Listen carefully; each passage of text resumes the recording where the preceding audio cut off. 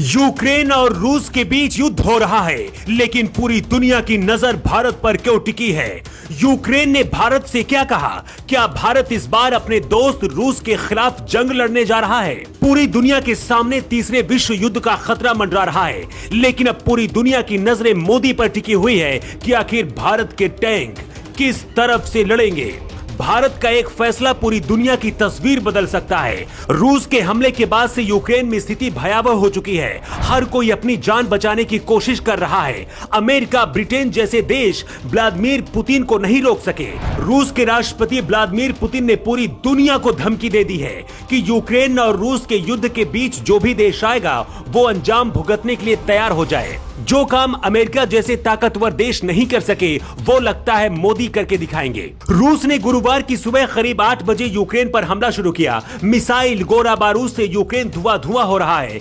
3 तरफ से यूक्रेन में हमला हो रहा है। कई लोगों की अब तक मौत हो चुकी है। लोग अपनी जान बचाने की कोशिश कर रहे हैं और पूरी दुनिया लगता है सिर्फ तमाशा देख रही है। ऐसे में यूक्रेन को सिर्फ भारत से उम्मीद बची है। यूक्रेन को लगता है कि अब सिर्फ भारत ही उसे रूस से बचा सकता है। यूक्रेन ने भारत से मदद मांगी है और कहा है कि भारत के प्रधानमंत्री नरेंद्र मोदी रूस के राष्ट्रपति से बात करें। मोदी का दुनिया भर में रसूख है, उसकी वजह से व्लादिमीर पुतिन मोदी की बात जरूर सुनेंगे। यूक्रेन को लगता है कि अब भारत ही उसे बचा सकता है, लेकिन भारत के सामने सबसे बड़ी चुनौती खुद रूस है।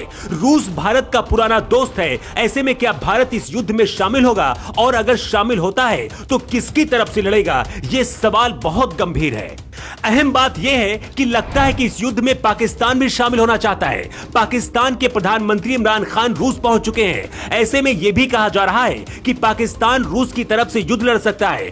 इधर चीन भी रूस का समर्थन करता दिख रहा है। यूक्रेन दावा कर रहा है कि उसने रूस के कई फाइटर जेट्स मार गिराए हैं।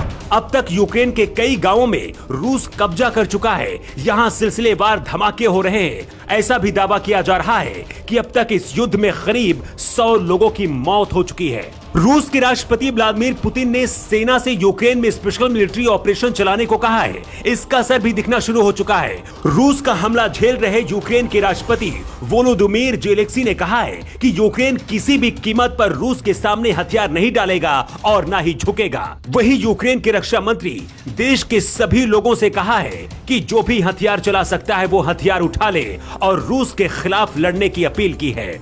माना जा रहा है कि भारत के खुलकर सामने आने के साथ ही तीसरे विश्व युद्ध की शुरुआत हो सकती है, क्योंकि अगर भारत यूक्रेन की तरफ से लड़ता है तो पाकिस्तान और चीन रूस की तरफ से लड़ सकते हैं। अगर ऐसा होता है तो स्थिति भयावह होने वाली है। नाटो देश और अमेरिका कई तरह के प्रतिबंध लगा रहे हैं, लेकिन रूस को इससे कोई फर्क पड़ता दिख नहीं रहा है। रूस और यूक्रेन के बीच हो रहे युद्ध की वजह से भारतीय विमान अपने लोगों को रेस्क्यू भी नहीं कर पा रहे हैं। यूक्रेन ने कहा कि पीएम मोदी अगर पुतिन से बात करते हैं तो ये युद्ध टल सकता है। ऐसे में क्या मोदी रूस से बात करेंगे या फिर भारत की कोई रणनीति और होगी?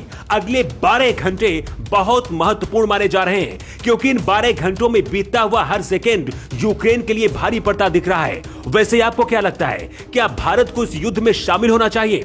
और अगर भारत युद्ध लड़ता है तो यूक्रेन और रूस में से किसकी तरफ से भारत को युद्ध लड़ना चाहिए? आप अपना जवाब कमेंट बॉक्स में देकर बता सकते हैं। न्यू टाइम्स के लिए ब्यूरो रिपोर्ट।